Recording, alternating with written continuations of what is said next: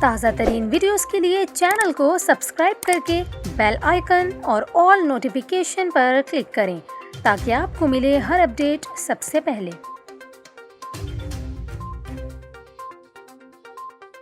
اور ابھی آپ کو کراچی سے خبر دیں، جہاں کرنگی میں قائم دارالعلوم مسجد میں ممتاز عالم دین مفتی تقی عثمانی پر قاتلانہ حملے کی کوشش کو ناکام بنایا گیا ہے۔ آپ کو بتاتے چلیں کہ مشتبہ شخص کو گرفتار کیا گیا ہے، جس کے پاس سے چاقو برآمد ہوا ہے۔